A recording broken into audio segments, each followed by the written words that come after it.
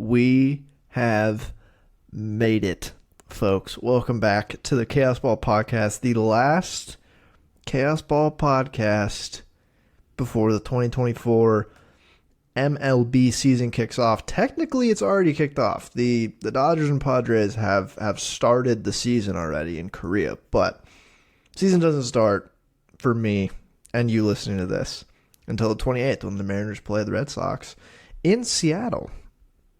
They opened the year with a 7-game homestand, which is cool. Love that. Against two American League adversaries, the Red Sox and the Guardians.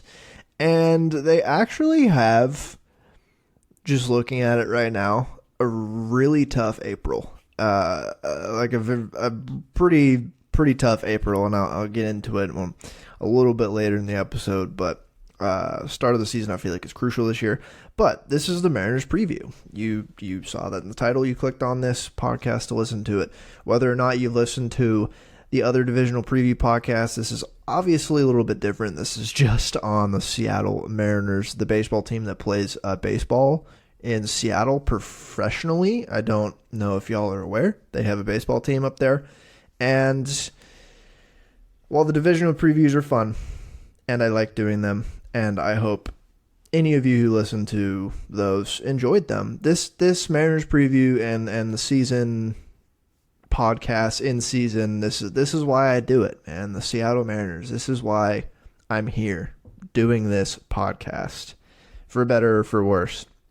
But how this episode is going to be structured a little bit, the start of this episode, I'm just going to kind of paint with a broad brush up front. My thoughts on the offseason, the general team construction, the team vibes, the front office, the ownership, everything really going into this season.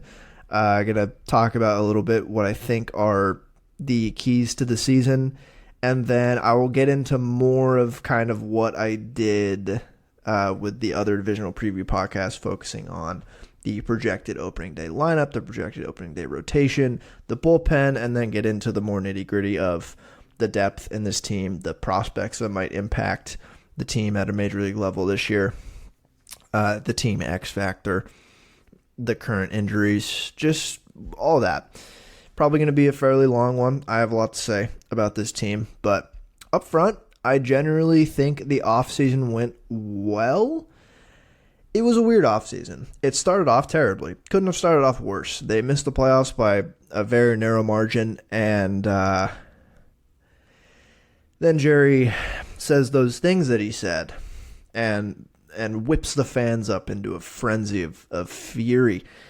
And as the offseason rolls on, the moves are slow. There's not much going on. And then we arrive after so many moves. And we knew there were going to be a lot of trades. It's Jerry Dipoto and the Mariners. We knew there were going to be trades aplenty. And trades there were. Which I will talk about. And throughout the offseason, I had various podcasts this offseason, both recapping the moves that they made and just talking about where I was at that point in time in the offseason. And it was pretty bad vibes all around from the fans for most of this offseason. And then now, heading into the season, I think vibes are better. I think there was a switch this offseason from lots of hate directed at the front office to lots of hate directed at the ownership group. I think it's fairly clear to everyone and most fans that the ownership group, John Stanton, the face of it, but he's merely the face. There's a lot of people behind this ownership group. I think there's definitely a consensus among the fans that they are holding the team back from really going out there and spending a lot of money to really win a World Series. I don't think they really care much about that. And that doesn't exonerate the front office from criticism. It doesn't. But I think it's definitely an important aspect into looking at why the team does the moves they do. And I've talked about this before. I think Jerry Dipoto is the GM that the ownership group loves because he can operate with a limited budget. He's shown that he can. I think it was pretty clear this offseason there is a budgetary ceiling that has been set on the front office with a no going over it rule, and you saw the maneuvering. It was a million moves to move one in. Like it was so many moves to not even do that much in the grand scheme of things this offseason. Particularly before the Polanco trade, it was kind of just shifting a bunch of stuff around to cut costs and position themselves, I don't know, a little bit more set up for the future, and like in an effort for, quote, sustainable like competitiveness, which I think is just a shitty way of saying we want to be pretty good for a while and not actually really go for it because our ownership won't let us. I don't know. I think there was a lot more hate towards ownership this offseason than the front office. Last offseason, it felt like there was equal amounts of hate for everyone involved in the organization. But this offseason, especially with some of the more cryptic comments that Hollander and Dipoto have made, particularly in 2023 at the start of the offseason, it was abundantly clear to everyone that, yeah, the ownership is definitely holding the front office back a little bit. So with that thought process, I think the offseason went fine. I think it absolutely could have been better. I think that seeing the Matt Chapman and Blake Snell deals recently has made it a little bit more sour in my mind, because I would have liked Matt Chapman for that price. Even I would have loved Blake Snell for that price. Despite how good this rotation looks on paper right now, I would have loved Blake Snell at that price. Would have made the team better. Doesn't matter about your current rotation capabilities. The Matt Chapman one especially, with the current weird bad state that the third base position is in going into this year, would have loved Matt Chapman for that price and that contract. And that still feels out of reach for this team to do, which is crazy. I mean, they handed out like their biggest free agent deal to a position player this offseason, and it was Mitch Garver. For what did he sign? What was the Mitch Garver signing? 2 years and like $24 million? That's just the state of the team. And then there was a million trades that happened. So I don't know. I think the team right now, the biggest question is like, oh, is this team better than last year? On paper, this team is absolutely better than last year's opening day roster. And even I'll say the team on paper is better than how the makeup of the team was at the end of the year. I think they definitely improved the offense in places they needed to. I think there's more risk in this team, and the depth is still not quite there for me. But I do think on paper, this team is better just as I'm looking at it. But I think it could still be way better. I'm so tired of having a really good young core on a team and constantly be projected for 86 wins and then going out there and winning like max 90 games. Because this team was good last year. And I said that in my preview podcast last year. I said this team is good. Not great, they're good. And they won 88 games and missed the playoffs by 2 games. Their Pythagorean record was 91-71, which makes things hurt a little bit more. And then you go into this season and they're projected by Pacoda to go 84-78 and Fangraphs 85-77. And this team has proven to definitely outkick the projections in recent years. They've been good at that. But I think there's a reason why they're not projected to out and out win this division and win 95 games, and it's because of the limitations that have been set by this ownership group. And I guess the willingness of the front office to be like, yeah, okay, we'll work within those limitations, no problem, and put a competitive enough team down on paper so we get enough fans so we can maybe make the playoffs and go on a run.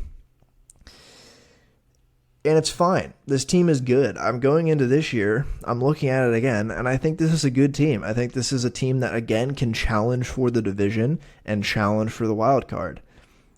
I'm not super confident to lock them into a wild card or a division winner status, though, because there's enough risk in this team that things could go poorly this year. Absolutely, things could go downhill quick for this team if a couple things fall wrong. And I think that's my biggest gripe with how the team has been constructed the past couple of years. It's been constructed in a manner that relies so much on your best players being available at all times and producing like they need to, like producing like the top end of their projections. They kind of need that. Again, this year, they need it. They needed it last year and they fell short. And you still got great production from that core. And they're going to need it again this year. They need these guys to perform like they think they're going to. And it's just about mitigating variance and risk in baseball, I think. I think there's obviously a lot of luck in this game, but I think making your team better, either with free agents or just aggressively acquiring good baseball players, is you're mitigating risk. Where, like, if, let's say, your best player, Julio Rodriguez, gets hurt, knock on wood, he doesn't, then your lineup won't fall apart if you really mitigated risk in the offseason. And I don't think this team has been good at that aspect of team building. Because, again, they need, I think, like, Julio is going to be a key player for them this year, obviously because he's the best player on the team. He's a generational player. I love him. I think he's going to produce. He's an MVP. I think he's going to be an MVP candidate again.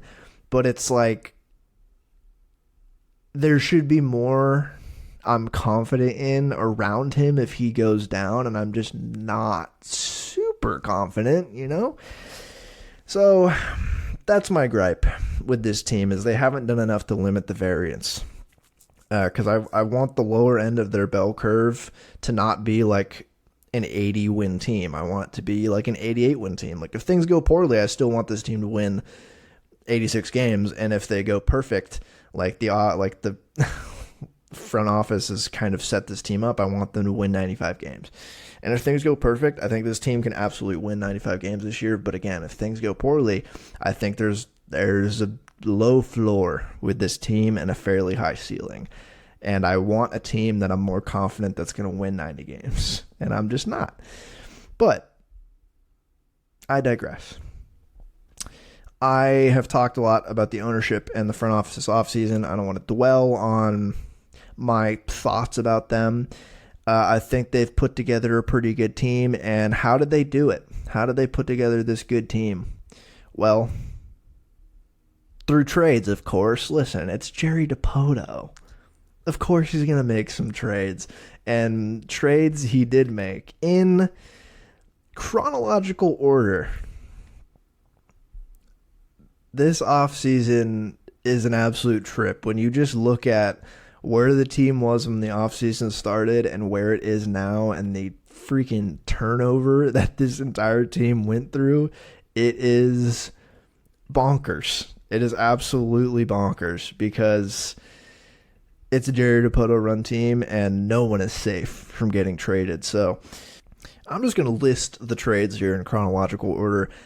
As they happened in the offseason, I talked about them. My thoughts have probably changed a little bit on these players, but I'll talk about the players specifically more when I get into the lineup and all that and the projections of the actual players. But it started early. It started in November. Cody Bolton on November 2nd got traded to the Seattle Mariners from the Pirates for cash. And then another minor trade. They got Blake Hunt, a catcher from the Rays, and they traded Riley O'Brien to the Cardinals in this trade, as well as Tatum Levens to the Rays.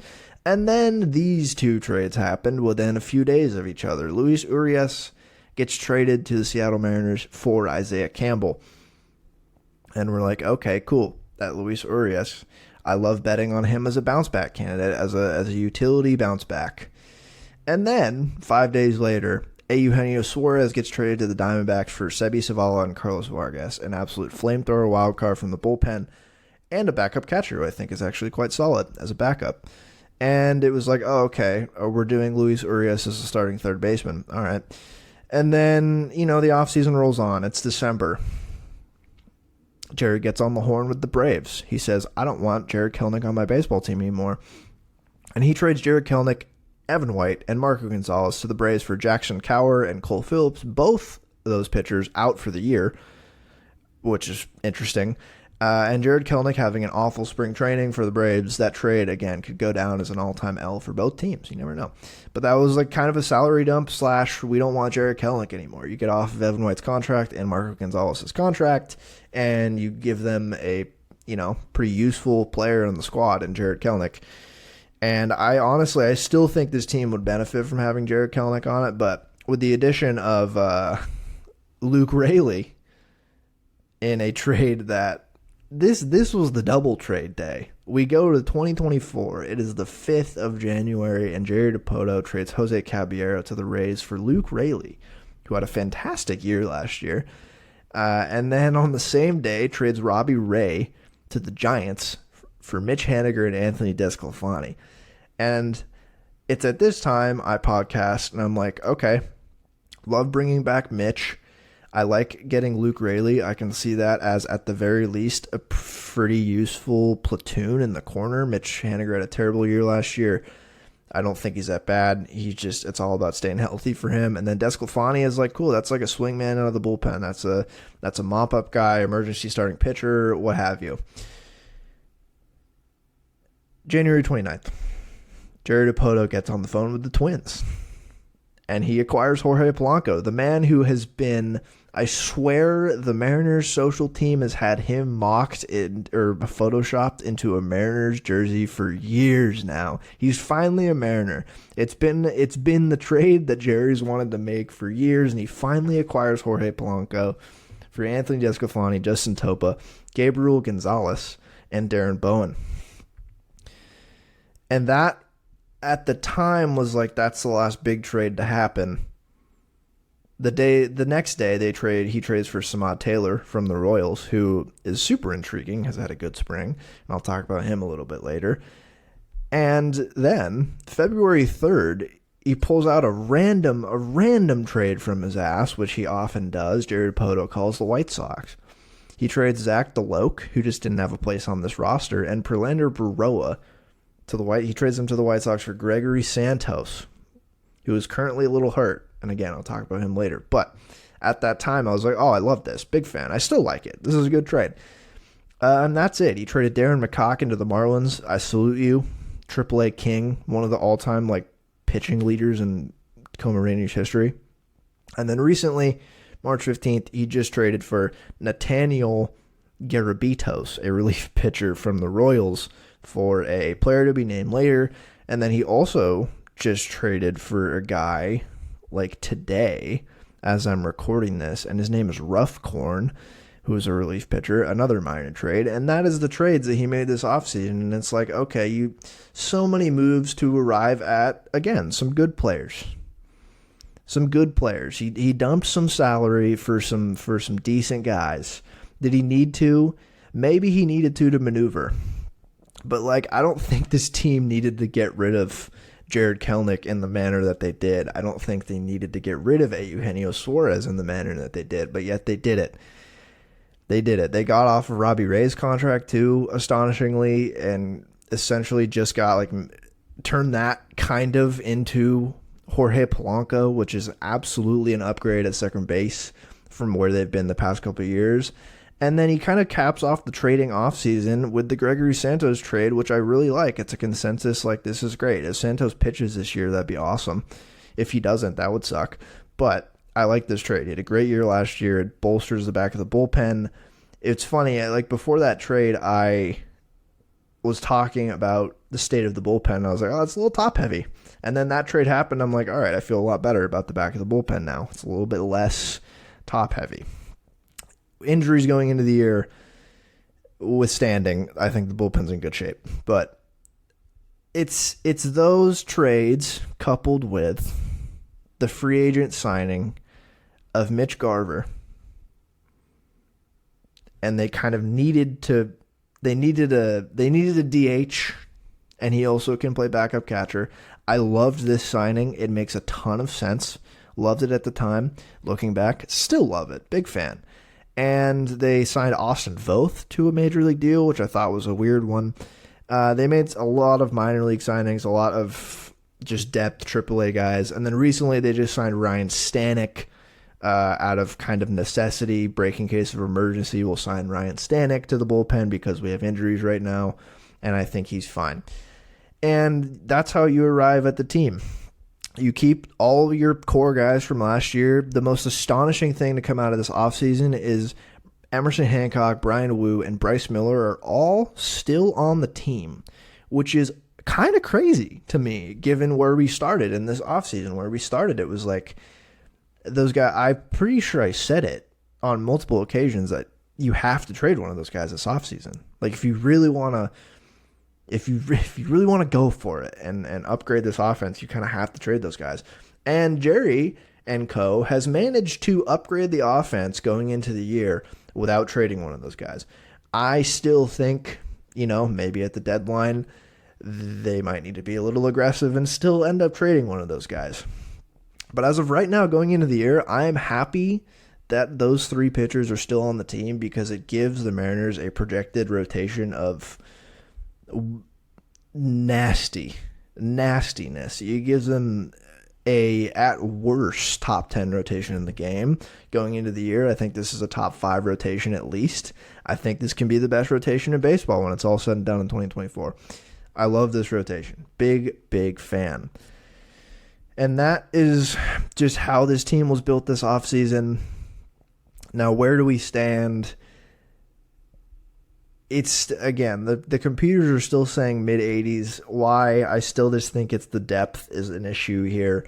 I guess I'll talk about the bench and the AAA guys a little bit later in this episode, but my keys to the season this year, I'm going to highlight these, and then we'll actually get into the players and what I like, what I don't like about this makeup of this team.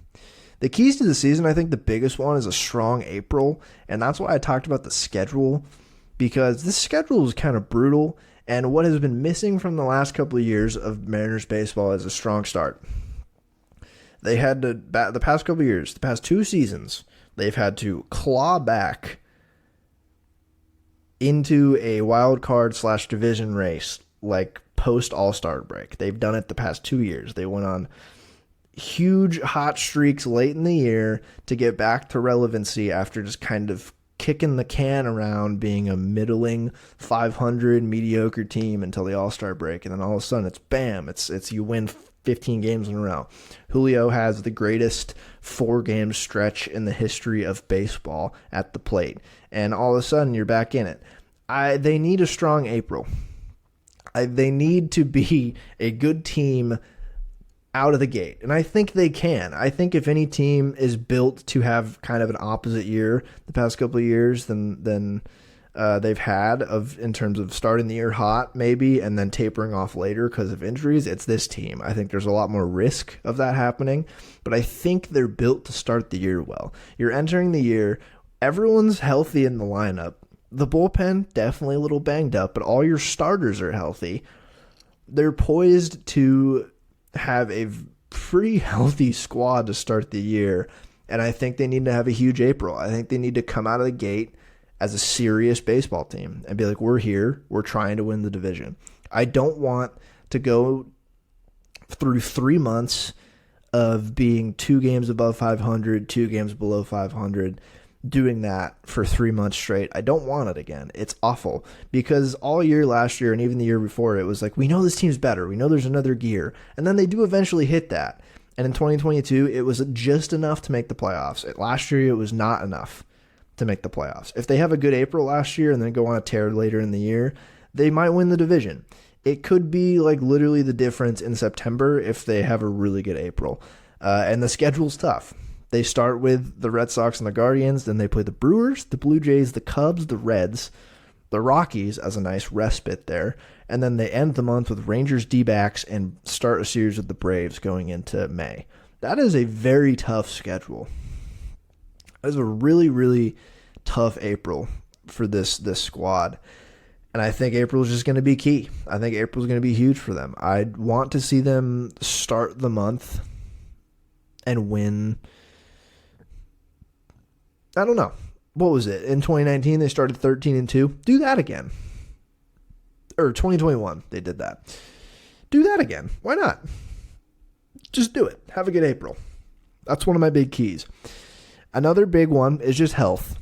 And it's true for everyone. I'm not going to specifically say pitcher health because pitcher health is of paramount importance for every baseball team. It seems like every day a new pitcher gets hurt. And thankfully, I guess for the Mariners, it's been confined to the bullpen, even though it's some key arms and Brash and Santos. But the rotation at the moment is healthy. When I say health, I'm mostly talking about the lineup because the key acquisitions of Polanco, Garver, Haniger all have health question marks the past couple years on their careers. There's really no blemish on their production on the field when they're playing. They've all been very good professional ball players when they've been on the field. It's just they've battled health issues. And so I think that's going to be key. I think Garver not having to really catch unless it's an emergency is going to help. Like him being a full-time DH, I think will obviously help his health. He's not going to really have to play defense. Mitch Haniger, I don't know. Mitch Haniger feels like a Franklin Gutierrez-y type of injury guy where he can probably do everything right and then he'd get a baseball to the nuts and it's over for him for 2 months. He feels so unlucky, so I don't know about him. And then Polanco, again. Polanco, he's had... last year, in the past couple of years, has been knee, ankle. He's had a bunch of lower body injuries. So keeping him healthy is also huge because he's going to be super impactful to this lineup in the middle of the lineup all year. And he'll have to be if this team wants to win the division to make the playoffs. So health, again. Health, mainly of the acquisitions they made, is key. Obviously, to the other guys, it's huge. But it's just because there's big health question marks on those guys. That's key this season. Another thing that I think is huge for this year is buy-in at the deadline. If this team, I don't care where they're at, to be quite honest with you. I don't care, unless they're 15 games out and absolutely dead in the water, I need them to be a big buyer at the deadline. Last year, we saw them kind of buy, kind of not at the deadline. 2022, they acquired Luis Castillo in a very aggressive move, and look what happens. They make the playoffs. Last year, what do? They sell. I mean, I said not a couple seconds ago it was kind of a buy-sell. It was a sell. They traded Paul Sewald. I mean, they got what? They got Rojas, Canzone, and Ryan Bliss, who might be pretty useful this year. Josh Rojas had a decent September last year. Canzone struggled. Ryan Bliss looks like, albeit maybe a lower ceiling guy, but an interesting AAA to MLB player. But that was a sell. You trade your closer who's still had another year on his deal. I'm on record saying businessy baseball wise that is a good trade, but wanting to go for it aggressively and win, trading your closer and really not making any other impactful moves at all is an L and a sell at the trade deadline last year. They acquired Trent Thornton, I think, and Eduardo Bazardo also at the deadline. That was it. They need to buy this year. If their lineup is middling, they need to trade some prospects or a pitcher for some offense. A corner outfielder, perhaps. Maybe a third baseman. I don't know. If they're really depleted in the bullpen, injuries have decimated the bullpen, I need them to buy. They have plenty of...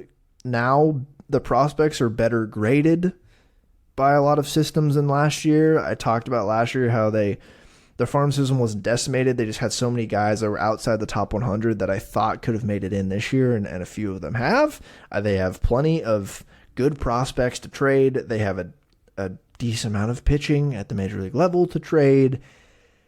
I don't want to hug prospects in the hopes of being sustainably competitive for another decade. I would like them to trade some prospects to try to win in 2024. I need them to do that at the deadline. If they're anywhere close to 500, if they're a couple games below, if they're 10 games above 500, if they're 20 games above 500, still, I would like them to be aggressive to make this the best team they possibly can after the trade deadline, going into the playoff push. That's huge this year, I think. And they have the prospects to trade.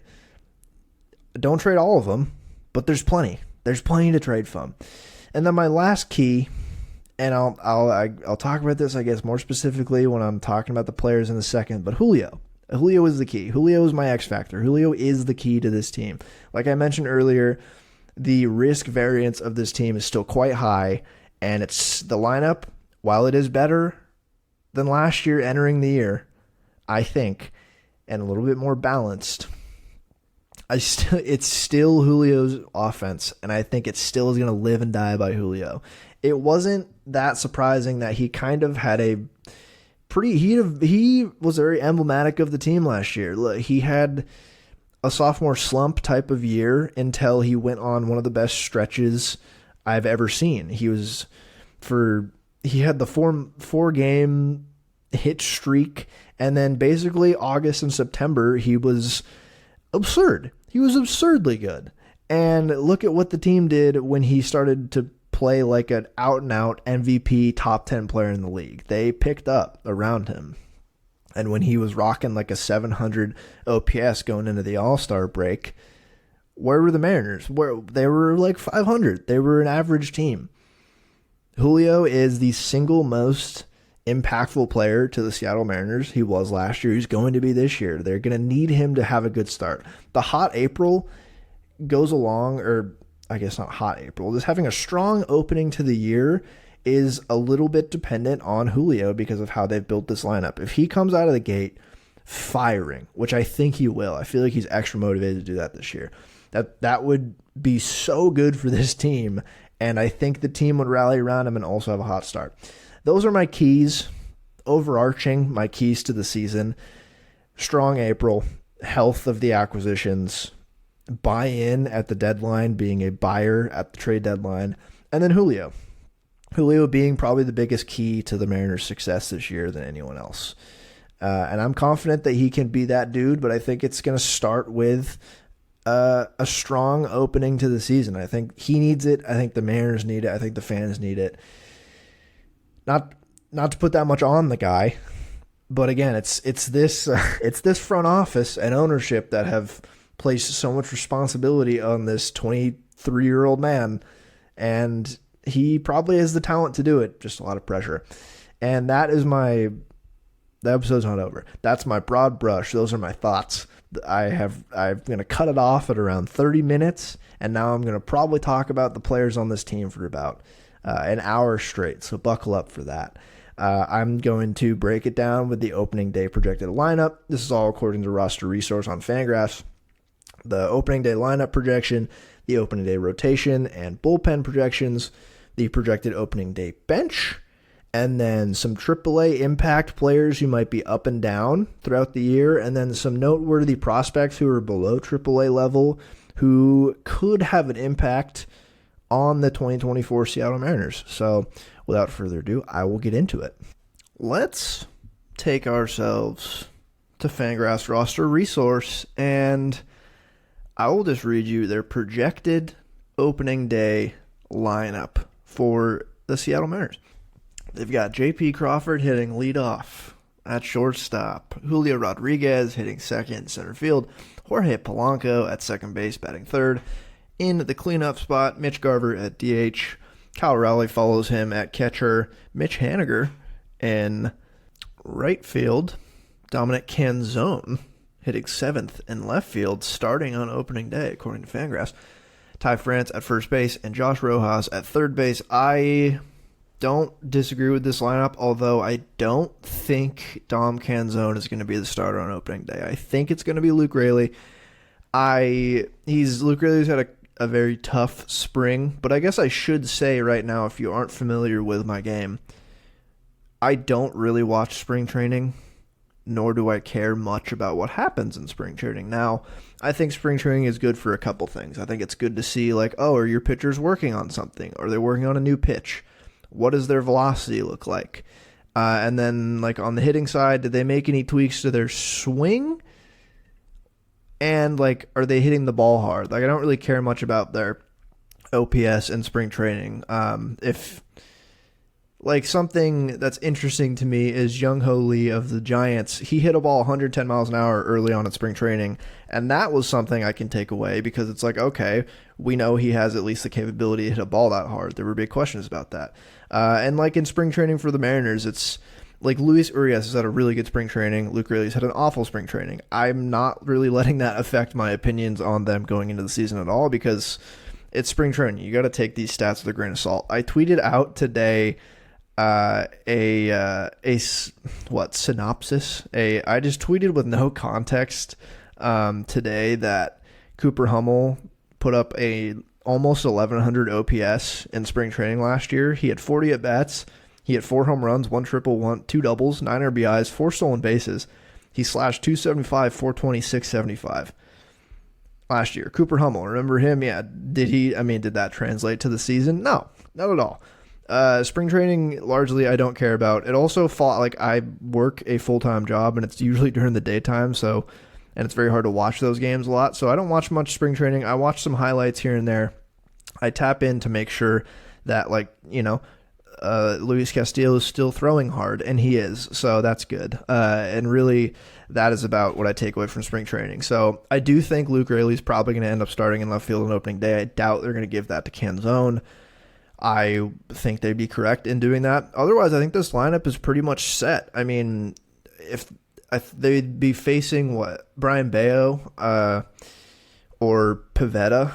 I forgot who is the opening day for the Red Sox right now, but either way, they're going to be facing a righty, so Josh Rojas will be starting on opening day at third base, and I imagine we'll see a full-on platoon between him and Luis Urias, and then Dylan Moore on the bench with Sebi Savala to round everything out on the bench for this lineup, and I guess I'll start with the good, and then I'll transition to the bad. The good. Top of the lineup, J.P. Crawford. I think it was my favorite part of 2023. Was J.P. Crawford's season. Just a phenomenal year. There were definite question marks going into last year of, is he really the best long-term option for this team? I definitely had those question marks because what he was up until last season was I liked the approach. He walks a lot. He doesn't strike out a lot, but he does not hit the ball hard at all. And if he's not going to be a Gold Glove defender, I think there's upgrades to be made at the position, but they re-signed him. They put faith in him. He went to Driveline. He made a couple changes, and he put up almost a 5 F4 season last year.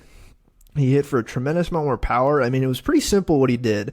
He not only changed the location of where his hands sat and his stance a little bit in his bat, in the box, but he basically just attacked fastballs in the zone a different way.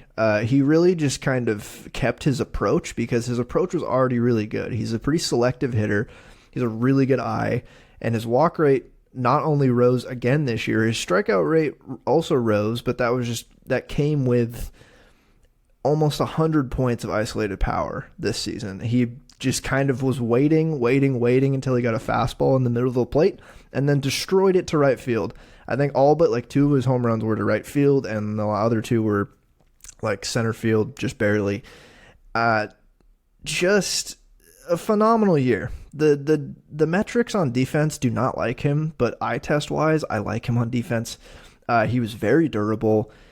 Once he was in this leadoff spot, he did not look back. He was hitting leadoff home runs. He was drawing a ton of walks. What an absolute amazing season for him this year. The big question is, can it continue? I see that as pretty sustainable because, like I said, his approach didn't really change much. He was still super selective on pitches outside of the zone and on the shadow, and he just waited for a fastball right in the heart of the plate to crush, and he did. He really did, and it showed in his numbers. 134 WRC plus, 19 home runs. He had never hit more than 10 in his career prior. 172 isolated power compared to hovering around 100 in his career. His walk rate was almost 15%, and his K rate rose to almost 20%, but that's still below league average. I think it's sustainable. I think he's going to do something similar this year. I think his floor is at least guy who can groove a decent amount of home runs on mistake pitches and draw a ton of walks and play fun defense. So just a culture guy. He's clearly one of the leaders, if not the biggest leader / captain on this team. He's one of the longer tenure players and veterans on the team, and it definitely shows. And JP we're lucky to have him on the squad. And then Julio. What else can he really do? He had the quote sophomore slump. He was a league average hitter until the All-Star break. And then after the All-Star break, he was an absolute fucking animal and was one of the best players in baseball. And he ends up with almost a 6 F4 season. He really didn't change a whole lot from his rookie season. He was super aggressive. He whiffs on a decent amount of pitches, but when he hits the ball, he hits it so hard. And it really showed in the first couple of months on why that approach can be a little bit risky when you're just missing a lot.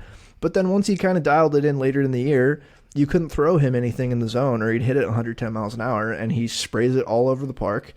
And he ends up with 32 home runs, over 100 runs, and 100 RBIs, 37 swiped bags, basically walked and struck out similar, just about the same amount as 2022. And really the thing that took off this year for him was the defense. That's why I think his floor is so high, because at the very least, I think he's going to hit a decent amount of home runs, steal bases, and provide what seemingly is Gold Glove type defense in center field, even though he didn't win it this year.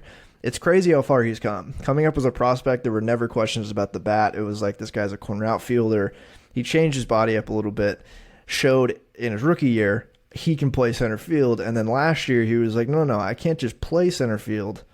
I'm going to be one of the best defensive center fielders in the league, and he was. I mean, the thing for him to do is really just cut down on the chase rate. He's probably going to whiff a decent amount for his career, just because I think that's just kind of the makeup of his swing and the player he is. But if he just cuts on the chase rate a little bit, I can live with a 24.5% K rate. That's around league average. It's a 6.6% walk rate, where it's like, if he raises that a couple percentage points and raises the OBP to like 350, then we're looking at like a 900 plus OPS guy, which is absurd. What he really should do is what Acuna did last season and cut his K rate in half and hit more home runs and walk more. In a perfect world, he'd do that. But I think this team's going to rely on him to do something at least similar than last year, and I think there's definitely reason to suspect he's going to improve. So there's not much more to say. I do want to emphasize we're so very lucky to have a player like Julio on the baseball team that we root for. If you're a Mariners fan listening to this, which I suspect that you are, we should not take him for granted. And I worry we're going to have this guy and not put 100% effort into winning World Series with him, because he clearly wants it. He's going to get better. He has done everything right so far in his career, on the field, off the field. He's a great dude. He's amazing to root for. We can't take him for granted how special of a player that he is. And I'll move on before I get sucked into gushing about Julio for 20 more minutes. But Jorge Polanco, man. Jorge Polanco in the 3 spot. I like this. He has had an interesting... It's not directly comparable to JP, but it's a little bit similar. Like the past couple of years, early on in his career, he profiled more as a second baseman who doesn't have a great glove, but had a good approach in terms of a low strikeout rate, decent walk rate. And then the last couple of years, he's turned on the power tremendously. A rise in strikeouts has come along with it. But since 2021, in a full season in 2021, he hit 33 home runs. And then in about a full season of on-field play, the last 2 seasons, he's hit 30 home runs. So his power has improved tremendously. He's walked more as well, put up a lot better just power numbers and RBI numbers. The real thing for him this season, like I alluded to earlier, is staying on the field. If we can get 140, even like 130 games out of him this season, like 2 to 3 WAR, I think that's a success considering what the Mariners have gotten from second base since Robinson Cano departed the team a while ago. I think we're going to expect at least like a guy who's been around, who's a veteran and a professional hitter. I think, again, that's something that this team has kind of been missing in the center of this order. It's just a matter of staying healthy. And he's a switch hitter too, which really rules. A switch hitter with this much power from both sides of the plate is pretty cool. And I'm excited to watch him finally be a Mariner, and I hope we're not getting a Colton Wong type fall off. And I'll leave it at that. Mitch Garver followed up. Another professional hitter. I talked about Mitch Garver. This guy does not chase at all. Talk about professional hitter, professional approach, whatever you want to call it. Mitch Garver doesn't chase at all. He strikes out around league average. He draws a lot of walks. But he's such a mature hitter. Like I think literally 99th percentile of chase rate. He literally just does not. He's not interested in chasing your silly little pitches. And in 87 games last year, he hit 19 dingers. He caught a decent amount for the Rangers last year, and I think it'll only help his health going forward to be basically the full-time DH. Like, I'd be surprised if he catches more than 10 games for the Mariners this season, considering they have an out-and-out backup in Sebi Zavala and Kyle Raleigh, a guy who can play a lot of games.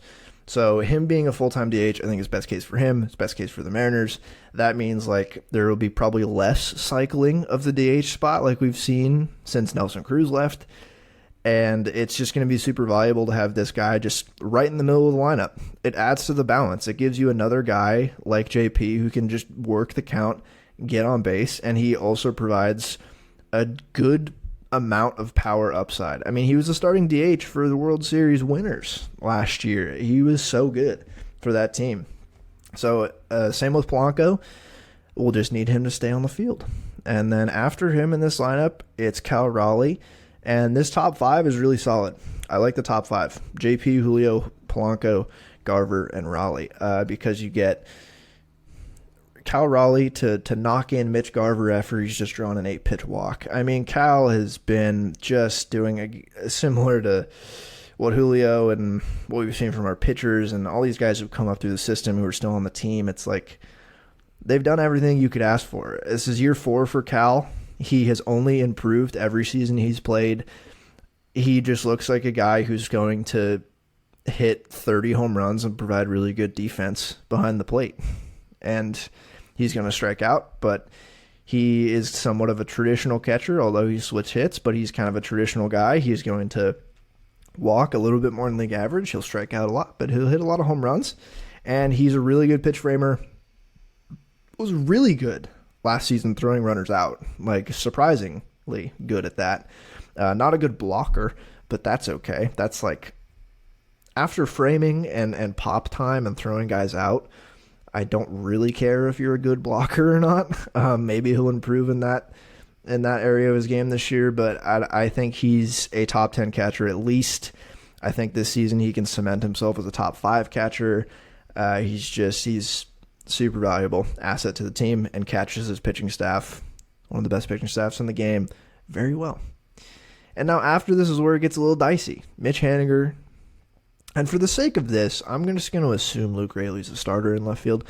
Mitch Haniger and Luke Raley, the corners of this entire team is the problem. First base, third base, left field, right field. First base, I'll talk about Ty France first, I guess. I am buying into the 2024 Ty France rebound, bounce back, whatever you want to call it. This guy had just such a bad season last year for a couple of reasons. And I think it was one of those things, too, where it just started to pile on him mentally. It felt like it manifested itself in infield pop-ups and missing pitches right in the heart of the plate. And I talked about this on an episode last year towards the end of the season on how bizarre his swing take numbers were because his approach didn't really change much, and he's still like a good hitter in terms of his approach of he didn't strike out a ton last year. He doesn't whiff much. He whiffed a little bit more last year, but he's like fine. His approach is good. He was just missing pitches in the heart of the zone. So often. It's not often you see a negative value in the heart of the zone, and some of that was luck. To read you some numbers, he had a 250 batting average last year, 270 expected batting average, and this is the one that's kind of fucking crazy. He put up a 366 slug, which is awful. His expected slug was 420. And he hit the ball harder. He had a better hard hit rate than he did in the previous season. A slightly better walk rate. He was barreling more balls last year. I think he got tremendously unlucky, compounded with just like it wasn't going his way. And things just snowballed into a pretty bad season for him after a really good 2021 and 2022. And I think that's why I'm buying into 2024, at least not being as bad as last year, because he got so unlucky last year, and he went to Driveline this offseason. He looked great in spring training. Divish said he does gain weight during the season a decent amount too, so it's like that's something to look out for as the season goes on. He said that. But I'm willing to believe in Driveline tweaking his swing a little bit so he can do a lot more damage on the pitches in the heart of the plate, because that's really all he needs to do, because his approach is pretty solid. So I'm buying into the Ty France 2024 season, at least getting back to like 2 to 3 WAR, like a league average first baseman. I like that. And then, man, the corner outfield is just not what it's about on this team. They lose Teoscar Hernandez after a very middling season last year, and they reload in right field with Mitch Haniger and probably a platoon situation with Canzone and or Luke Raley.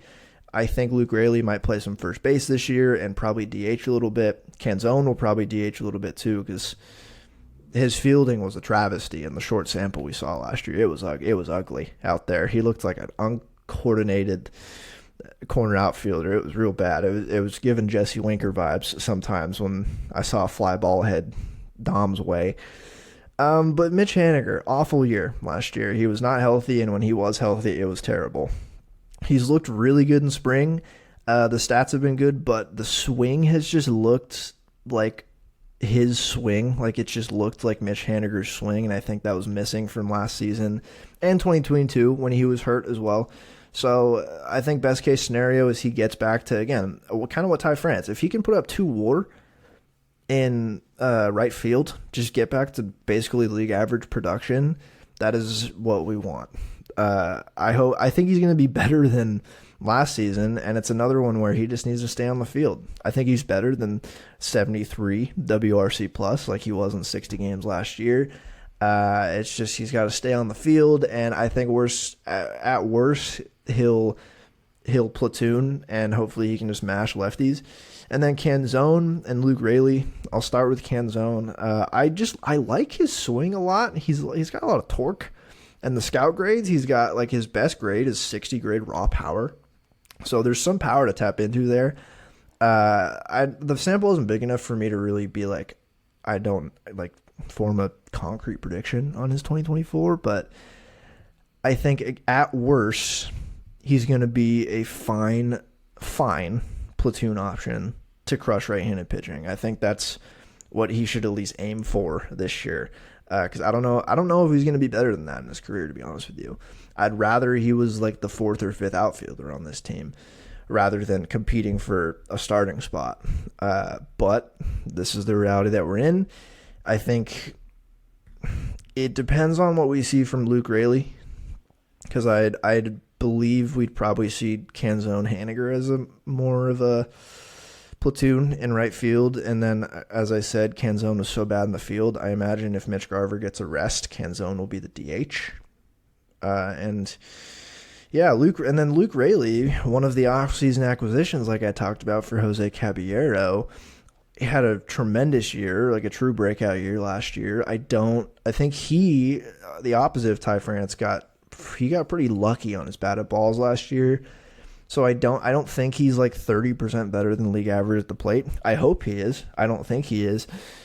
He profiles as a pretty true 3-outcome, beefy, left-handed hitting corner outfielder. Like, I think there's 30 home run potential in here with like a 30% strikeout rate and league average walk rate. I don't think that's bad.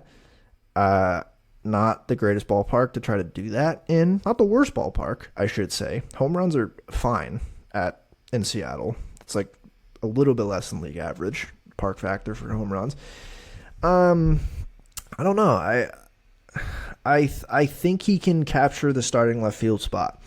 If he's close-ish to what he did last season, I think he can do that. He'll have to really show his power wasn't a sham last year. And yeah, that's it. I think he got, again, looking at his numbers last year, you'd be like, oh, we got this up-and-coming great corner outfielder. I don't want people to expect that, but I think he's going to be a solid option. I think hopefully he can really just continue to hit for a lot of power. He's a very big boy. He can play first base too. So if Ty France doesn't quite have the bounce back he does, or if they want to aggressively do a platoon at third base and at first base and in in the outfield potentially. They could platoon that at first base, I guess. But I like, at least versatility-wise, that he can play first as well as the corners.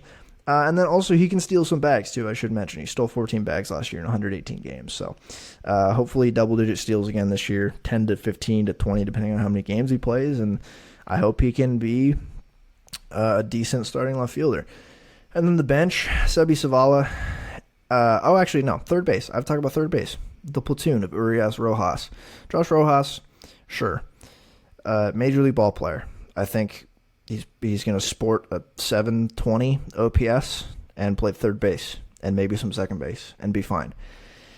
Urias, at face value, I liked getting him as just a potential bounce back and using him as a utility guy.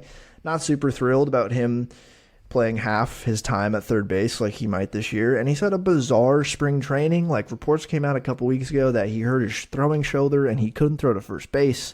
And he's DH'd a lot this spring training and has hit really well in spring training.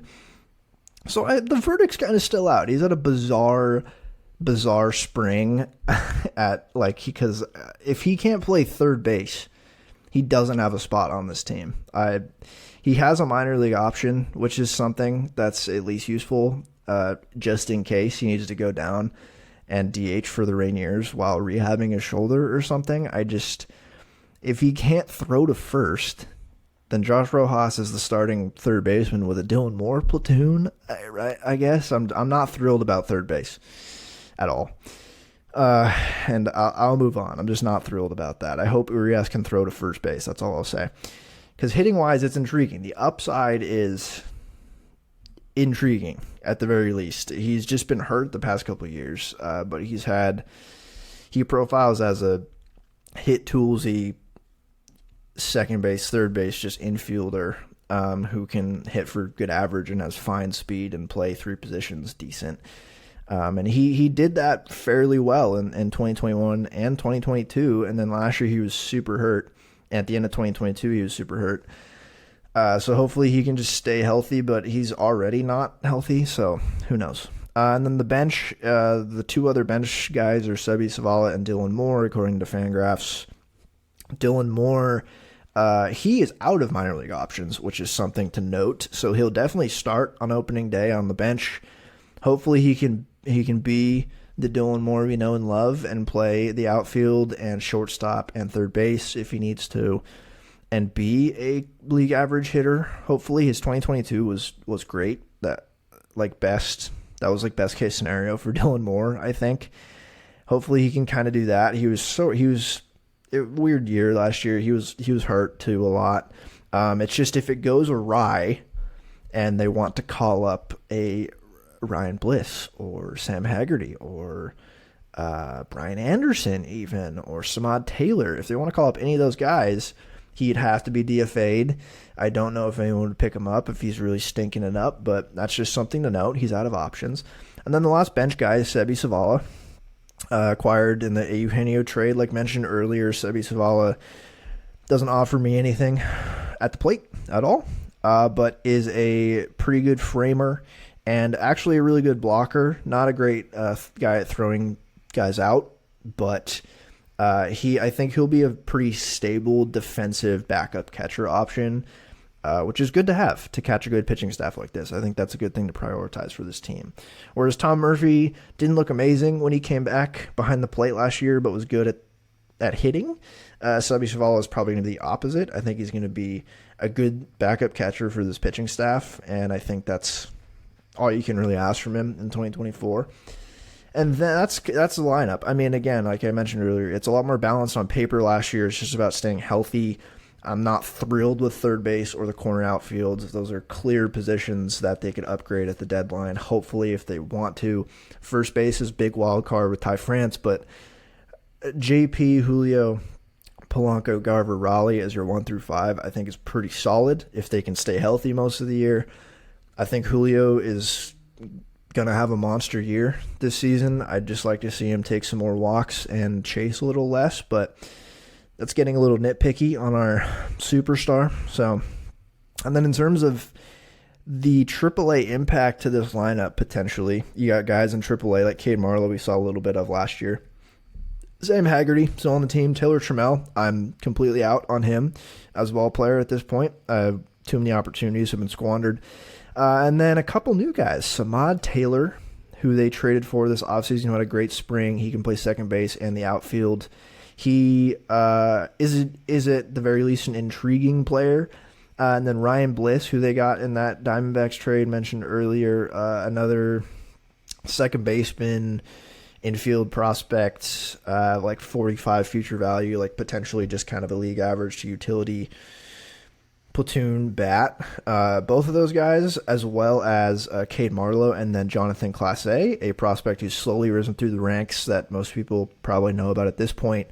All of those guys are super fast, which I think, and Sam Haggerty's pretty fast too. So I think at the very least you have a lot of speed in Tacoma to come up and impact the team, which they didn't have much. They didn't have that much speed last year on the squad. So at least in AAA, they have that going for them. Jonathan Clase is definitely the most interesting here in terms of prospect wise, because he has struck out so much in the minors while hitting for a ton of power for his size and stealing a shit ton of bags. So I do want to see him in the majors this year. I just don't know. The strikeout numbers do not translate well to the majors, but he's an intriguing prospect nonetheless. And then other guys who we could see this year in the lineup at AAA level: Brian Anderson, third baseman. Who else? One more. Blake Hunt, catcher. So if a catcher goes down, I think he will be the first one to get called up. Probably. Got him. Oh, man, where did they acquire Blake Hunt? I am now blanking on where the Rays? Was it the Rays? Was it It was the Rays. Yeah, it was the Rays. It was a trade with the Rays, and I think he went to the Rays from the Padres in the Snell trade. But he's a catcher. That's what I can tell you. And then the noteworthy hitting prospects that, like, outside chance could make an impact on the team later in the year, potentially. And I've ranked them in terms of likelihood of being in the bigs. Tyler Locklear, number one. He raked last year at third base, first base. I think his best position is probably first base. He absolutely raked last year. He's in Double-A. He will be to start the year. He's an intriguing bat to potentially look out for if injuries befall this team and they need to dig into their prospects. Cole Young, after that, has just been a great shortstop prospect. I don't know if shortstop is his position long term, but I think he'll at least be able to play second base.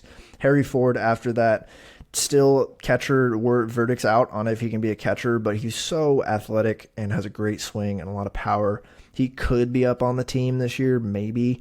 And then after that, the last guy I have on this list is Lazaro Montez, just an absolute monster of a human being. Has drawn Yordan Alvarez comps for good reason. He kind of looks like him.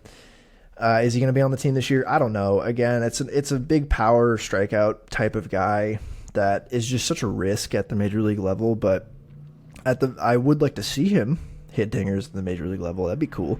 But those are the guys I could potentially see coming up from the minors this year. Like guys like Colt Emerson, Ty Pete. I like Feldman Celestin, no chance. Johnny Farmello. The guys they drafted last year, I doubt it. They all, especially Colt Emerson, had a great start to their pro careers, but they haven't really played professional ball for long at all. They had like a couple weeks of it last year, so unless like Colt Emerson puts up like a 1200 OPS at single A and double A and forces the Mariners to make a decision, then maybe, but I doubt we'll see them. And that is the lineup. It's fine. There's again places to improve, and I hope they're aggressive at the deadline to go after, if they need to, a corner outfielder or a third baseman. I think the corner outfield they might need a lot more of, but they have less third basemen, so maybe they go that route. It kind of depends on what Mitch Haniger looks like. If Mitch Haniger is just back and he's just needs to be a Mariner to hit well, and he looks like the Mitch Haniger of old, that would be amazing. And maybe they don't need to trade for a corner outfielder, but those are the positions of weakness. I think the lineup, again, is on paper better. Still plenty of risk, and the depth worries me a little bit. And then I'll move on to really the the crown jewel of this baseball team, the pitching staff. And let me just preface this by saying this pitching staff arouses me. This pitching staff they're sexy, man. It is just whoa. Like Luis Castillo, Logan Gilbert, George Kirby. Those top three is genuinely nasty. And then you have Bryce Miller and Brian Will, and that's your five. And then I will throw in Emerson Hancock as the six here. Not projected to be in the starting rotation. Super, super intrigued to how they use him this year. Because if he's just like depth at AAA, I can't imagine he'd be happy about that. But that would be super valuable to this team if he is just like a depth piece. I think a couple weeks, months, I don't remember when I said this, but him being like, if they just rolled out a 6-man rotation to start the year, just to kind of lessen the load on these arms for the first like couple months of the season, and Hancock is your 6 with like Austin Voth as your backup 6, like that's kind of sick, dude. But okay, Luis Castillo. We'll start at the top. Luis Castillo, just traded for him at the deadline, 2022. Helped lead the Mariners to the playoffs, and then continued just being a consistently great pitcher. Last year, he pitched almost 200 innings, 3.34 ERA, and the peripherals, for the most part, backed that up. He lost a tick overall in velocity last year, about 0.7 off of his fastball velocity, which is not. I'm not ready to raise the alarm bells. I mean, he's 31. I think he turns 32 next offseason, so it's not super abnormal, but he's still sitting 96.5 miles an hour on his fastball, and he can definitely crank that up to the high 90s if he has to, so I'm not super worried about that. I'm really not that worried about Luis Castillo at all when he's on the mound. He's phenomenal to watch pitch. I love watching him pitch. His arm angle is so unique. It's just such a whippy sidearm. He gets so much arm side run on his sinker, two-seam fastball. Great biting slider. The gyro slider is a thing of this Mariners team. And the gyro slider, and I'll talk about this a good amount more when I talk about Brian Wu. But Logan Gilbert has one too to complement his curveball, and Luis Castillo has a similar thing, and it's a slider that has he throws a lot harder. You throw a gyro a lot harder. It's really similar to a cut fastball. You throw the gyro a lot harder than a normal slider, and it has a lot more bite vertically than horizontal movement. And it just works so well with Castillo's pitch mix. And again, Logan Gilbert throws one. Brian Wu throws one. It's just kind of a thing on this team. But I love Luis Castillo's changeup too. It's a good out pitch, but his fastball is just the bread and butter strike throwing pitch. I think he got a little zapped by the home run last year on his fastball. I feel like he got a little bit unlucky. Like his home run to fly ball rate went up a decent amount compared to 2022. I think, I don't know.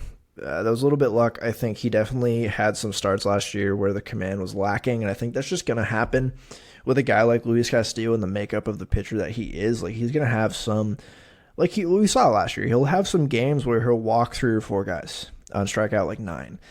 The best part about him is usually if he's throwing hard and he has good stuff, if the command's not there, it's still really hard to hit him, and he still kind of finds himself getting a lot of ground balls. And I think that's important going forward. I'm excited to have him be the opening day starter this year.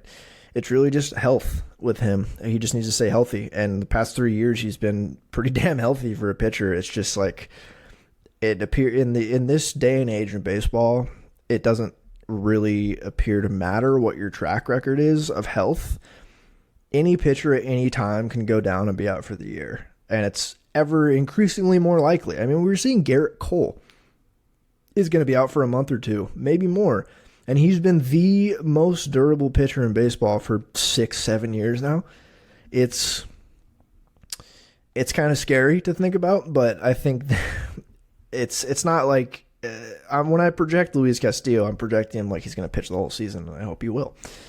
And then Logan Gilbert after them. Logan Gilbert and George Kirby. I'm intrigued to see which one gets the ball on game 2 of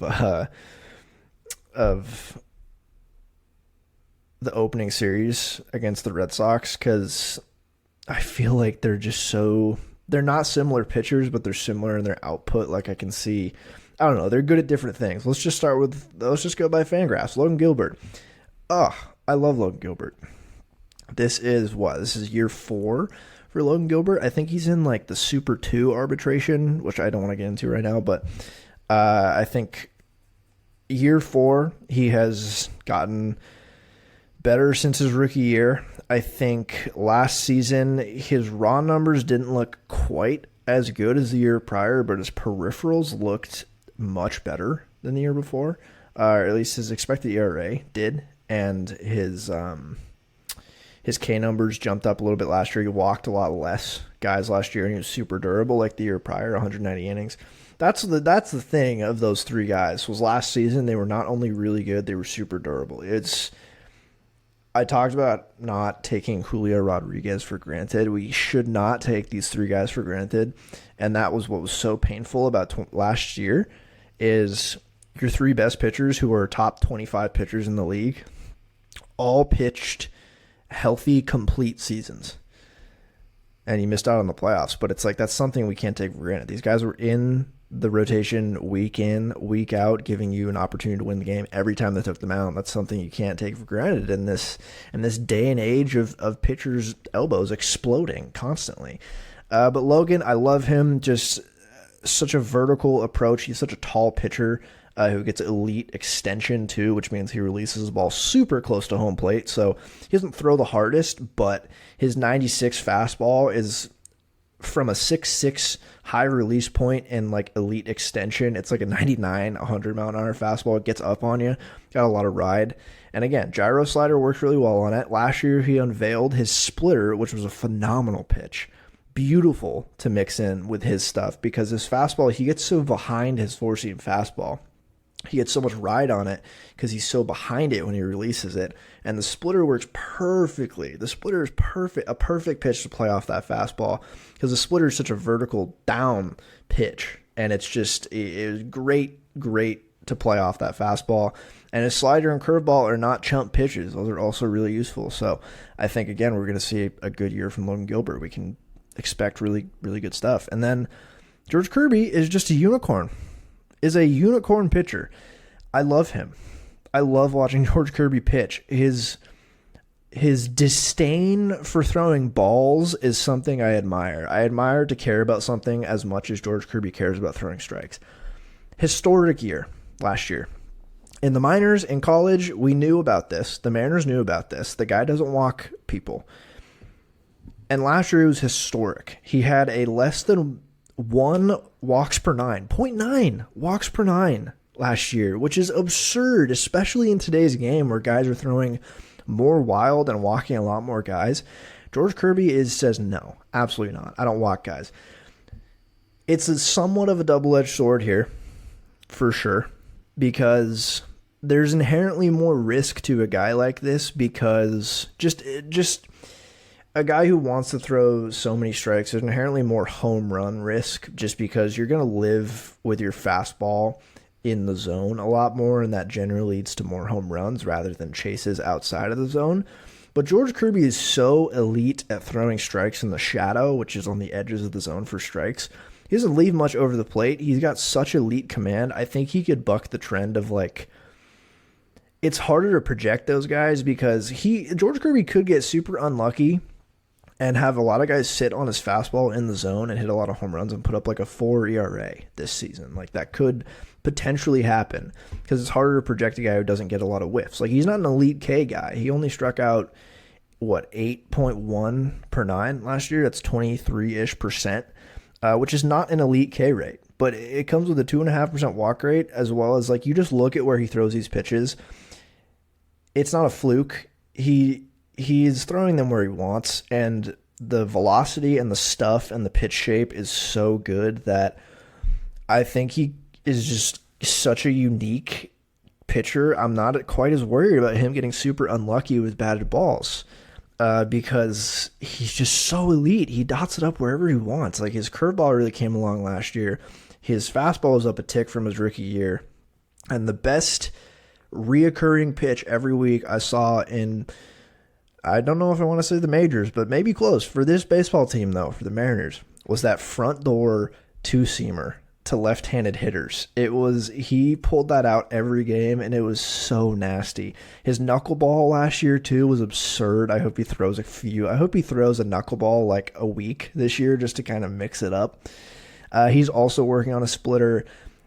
I've seen Luis Castillo and Logan Gilbert both talking about George Kirby. Like, this dude can just pick up any pitch he wants and throw it at a really high level. That just seems like the type of guy he is. And again, like Julio, these three guys, we cannot take for granted how special that they are. And George Kirby especially, he's genuinely a unicorn pitcher. I've never seen a pitcher with this elite command.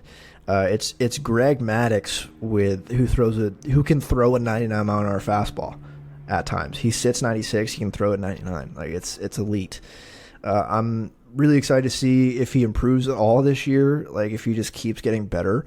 Because it's hard to improve. He's only in his second year, and it's hard to improve on the year he had last year. It really is, but I think he can do it.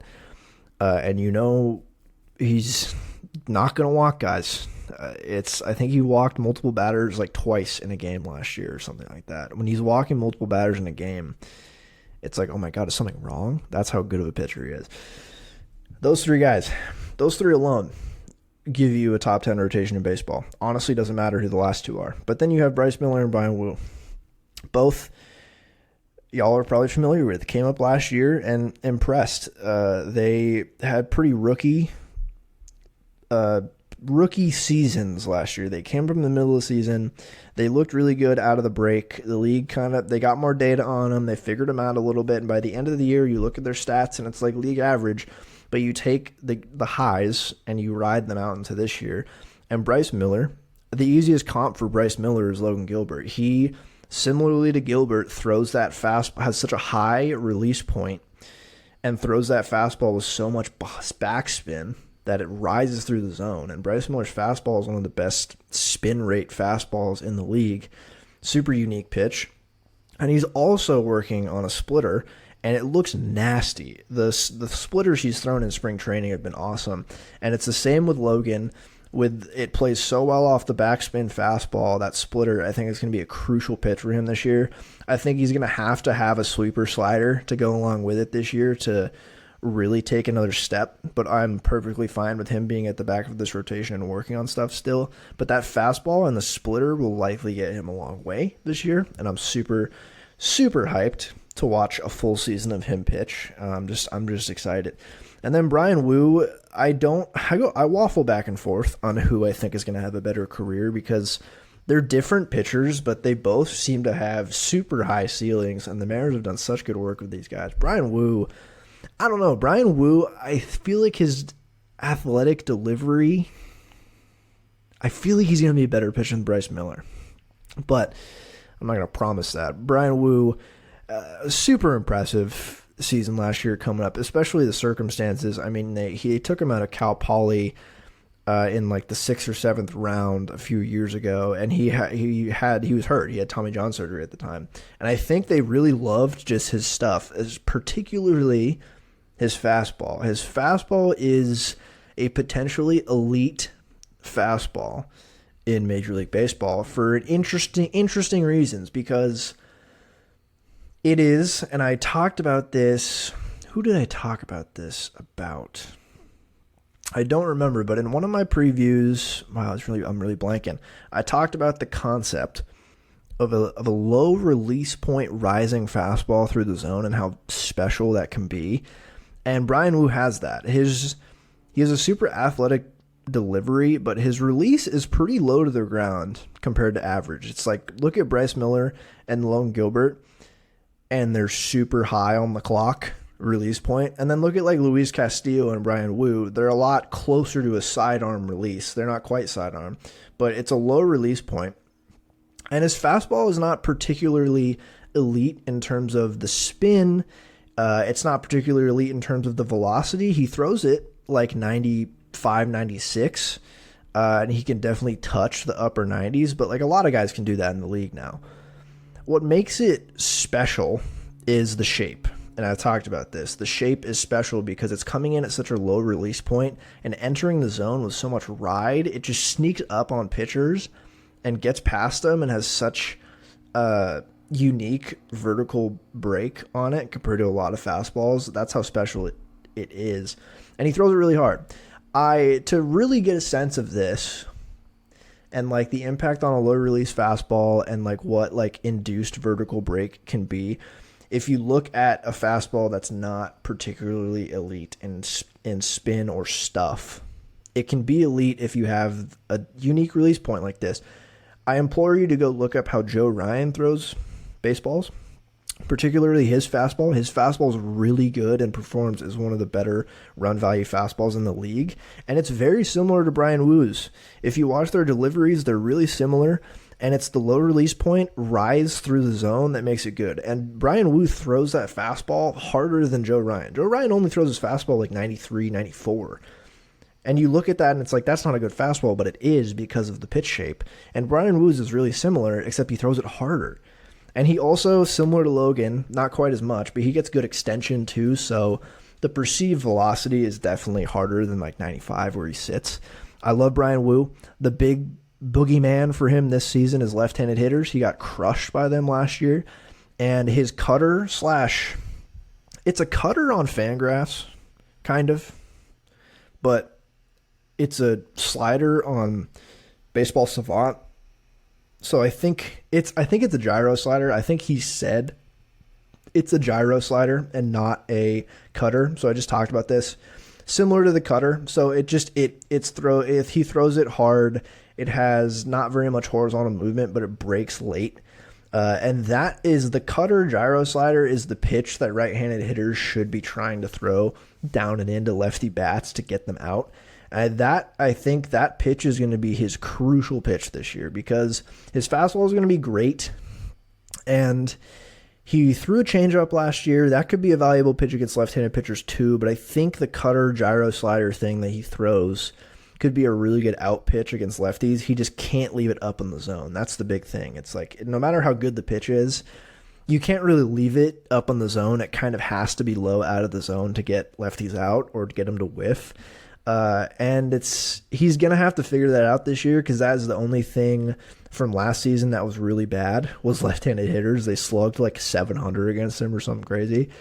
So I think that is the crucial pitch for him this year is that cutter, whatever it is, cutter, gyro slider, whatever you want to call it, that is crucial because I think that can be the out pitch against lefties this season and moving forward. So can like his sinker, he started to throw a little bit more last year. Similar, like where he needs to locate it better, because a low and in sinker to a lefty they're going to destroy, so he needs to keep that low and outside. I think Luis Castillo does a good job with his sinker pitching to lefties. Brian Wu can definitely learn from that. But really, I think he's going to take a step this year. I think it's just the lefty hitters he's got to figure out, but this rotation is so talented. It's insanely talented. And then you move to the bullpen, and it's a little shaky at the moment. Andres Munoz is back. He's entering the season healthy. His velocity has been like peak Munoz in spring, which is really encouraging. He's thrown that slider like 91 miles an hour. I think he's going to be awesome if he stays healthy this year. And then as of right now, the opening day bullpen is supposed to look something like this. Andres Munoz, Ryan Stanek, who again is fine. They just signed him. He has a lot of experience. I think he's going to be a fine relief pitcher. Gabe Spire, breakout last year. Love Gabe Spire. I think he's going to be great again this year. And then you get into the so-so kind of range of Trent Thornton, Taylor Saucedo, Cody Bolton, and Austin Voth. Austin Voth is supposedly going to be the long man / they're going to try to stretch him into a starter, which is super interesting. And like Trent Thornton, his stuff is really good. It's just kind of about wrangling it. Like he is an elite sweeper. He seems like a classic 2024 relief pitcher. He's an elite sweeper. I think he's going to be pretty useful. Taylor Saucedo pitched so much last year. I think he's going to be fine this season. And I think it's good that they can produce like pretty average to slightly above average relief pitchers like him. I don't have much to say about Cody Bolton, to be honest with you. And then the other one that Fangraphs has in here is Tyson Miller. And Tyson Miller I knew nothing about going into this spring. And then I saw him pitch, and everyone on Mariners Twitter saw him pitch and was like, hold on, is that Paul Sewald? It's not identical, but it's so similar to Paul Sewald that you got to go watch him. Tyson Miller, I think he's going to have an impact on the bullpen this year. I think the Mariners, for the same reason they liked Paul Sewald, like Tyson Miller. It looks so similar. It's such a funky sidearm slot with breaking stuff, and he's an intriguing arm to watch this year. It's tough going through this bullpen and knowing that two of your best arms are hurt at the moment. The other one being Jackson Cower, who is out for the year with Tommy John, which sucks because he was probably going to be an intriguing, at least intriguing arm in the bullpen this year. He's out for the year. But obviously who I'm talking about is Matt Brash and Gregory Santos. Matt Brash has elbow inflammation, and I know he just started throwing on a mound again, which is good. The Mariners didn't seem super concerned about this. I mean, the guy throws a high 90s fastball with the most vicious murder slider in baseball. So I'm not surprised his elbow's barking at him a little bit. He's throwing off a mound right now. He's not going to be healthy for opening day, but hopefully we see him in April, but I doubt they'll push him. I mean, he threw 70-plus innings last year. I think he appeared in the most games as a pitcher in the league last year. He was awesome, one of the best pitchers in the game, and we wish him back as soon as possible. And then Gregory Santos, their randomly good reliever acquisition in February. Also, he has a lat injury. When Gregory Santos is pitching, Munoz, Brash, Gregory Santos is one of the better back of the bullpens in the league. I would say the division, but the Astros exist. But those three is a really nice three. And then you throw in like Gabe Spire as the lefty of that group, and that's a nice makeup for the back of the bullpen for the 7, 8, 9 innings. 7th, 8th, and 9th inning. But they're hurt. And Gregory Santos with the lat, I don't know where he's at right now. I think he's getting an MRI. Lat is one of those tough things. From what I understand in baseball, the oblique and lat type injuries is like so tough because you're out for a while, you can't throw or hit. And then you try again, and if it hurts, you got to rest for another couple of weeks. It's just one of those. And so hopefully he's not out for too long. I think the bullpen can hold water until those two guys get back. Brash seems like he'll be back before Santos. But the anticipated debut of Gregory Santos will have to wait for probably, I'm assuming at least a few weeks, probably all of April, I'm guessing, but I'm not exactly sure. Other than that, I think this bullpen's going to be fine. I think, again, I've talked about this ad nauseum. There's a few teams in the league where it's like if there's some random ass minor league or waiver claim arms that they'll turn into a good reliever, it's the Mariners. There's a few teams like this, and the Mariners are thankfully one of them. A guy like Tyson Miller is a good example. But then there's at least a lot of interesting arms in AAA, and this takes me to my AAA impact pitchers portion of the show. And Carlos Vargas is one of those really interesting arms. Got him back in that Diamondbacks trade. Absolute flamethrower. His stuff is crazy. I think we'll definitely see him pitch for the Mariners this year at some point. He's one of these just guys who starts in AAA, and I mean, if he can figure out the command, that'd be a really scary pitcher. And then they also have like Eduardo Bizardo we saw last year a little bit. He's hurt right now too, but he'll be in AAA this year. Mauricio Llovera, who I think was a waiver claim. Ty Adcock we saw a little bit last year. They signed Kirby Snead, veteran, to a minor league contract this year. Travis Kuhn has been in the system for a while, putting up good numbers down in Arkansas. Ty Buttrey, Casey Lawrence, Colin Snyder, Levi Stout, who could be a depth starter this year, He was in the Luis Castillo trade, and now he's back on the Mariners after a tough stint with the Cincinnati Reds. There's plenty of arms here. I'm not super worried about the depth of arms. It's really just like the Brash and Santos injuries where I think they're going to be fine depth-wise. They're going to get enough bullpen innings. They're going to need Munoz, Brash, and Santos to be pretty healthy all year if they really want to push to win this division, because you need that secure back of the bullpen, which I think those guys can be, but they're hurt, so who knows. And then the noteworthy prospects for this year that are farther off from pitching on this team, but we've seen guys go from Double-A to the Mariners a few times the past couple of years, and it's almost always pitching because their lab is down there. And two guys I just want to talk about right now, not super long, is Jimmy Joyce and Troy Taylor. I think both of them are super interesting. I think they'll both probably start the year in Double-A. Troy Taylor made it up to Double-A last year, I think, but he's been in Everett for a while, and then Jimmy Joyce has been in Double-A. Both those guys, just intriguing arms that I wouldn't be super surprised at seeing this year if injuries get bad or if those guys just end up progressing in the pitching lab to new heights and Cody Bolton and Austin Voth and Trent Thornton don't work out, or Tyson Miller doesn't work out in the bullpen. Wouldn't be super surprised seeing either of those names pop up in the major leagues for this team. But that's the pitching staff. That is the staff. And that is essentially it for this preview podcast, except I got to do the over-under and the prediction.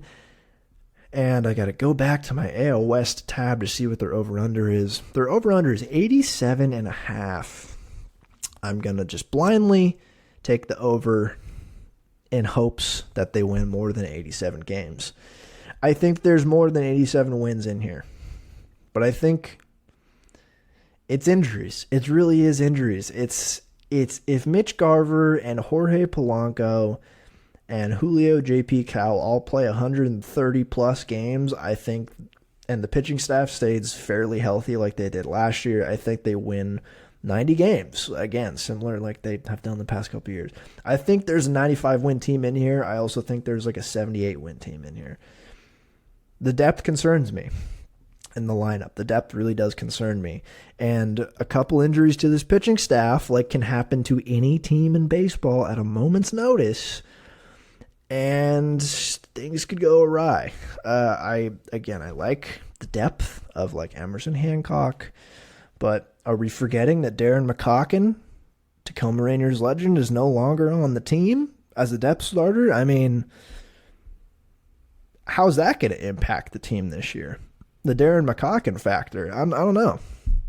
But I'm going to take the over. I think I'm going to take the over, and I think I'm still going to predict the Astros to win this division. I just feel like the Mariners, I'm going to predict them to get second, and then Rangers, Angels, A's after that. I feel like the Astros are better, but I think they're more vulnerable than they have been in recent years. I think they have a better lineup for sure than the Mariners, but I think the Mariners have the edge on the pitching staff and not the bullpen. I think the Astros bullpen is better, but I think the Astros also have kind of a depth-ish issue. I see some depth being a problem for them this year, similar to the Mariners. So I think it's going to be another close division, unfortunately. I really wish there was more buy-in from ownership to really just cement this team as a 95-plus win squad, but they're unfortunately not. Either way, I'm really looking forward to watching Mariners baseball again. I am looking forward to seeing what Jorge Polanco and Mitch Garver can do as Mariners. I'm looking forward to seeing if JP can still just basically do what he did last year and be perfect. Can Cal Raleigh improve? Can he hit 35 home runs this year? Is Julio going to do the Acuna and cut his walk rate or cut his strikeout rate in half and put up 8 WAR? Who knows? But I'm so looking forward to watching the pitching staff and the development of Bryce Miller and Brian Wu. And I think this team is going to be relevant all year. Again, I think they need a good start. I think they need a strong April. But I'm just going to say this is a good team with flaws that can definitely be addressed at the deadline if need be. I think they have interesting prospects that could impact the team this year. I think they're in a good spot. It could be better. It could be worse. But point is, I'm just looking forward to baseball being back And that was it. That was it for the preview podcasts. 7 of them in about, 5 weeks. That was fun. I love doing this. And the next podcast you'll hear from me, the season will have started. This is going to be the last one before the season officially begins on the 28th in 1 week's time.